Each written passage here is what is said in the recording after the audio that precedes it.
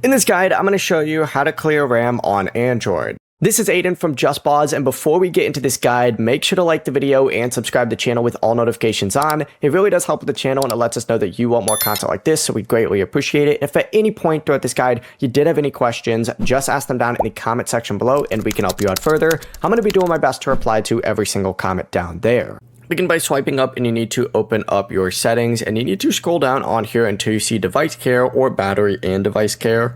Once you see it, go ahead and select it, and once it opens up, go ahead and select memory. Once you select memory, it's going to take you to a page that looks like this. It's going to check, and you're going to see a clean now option on here or a free up memory option.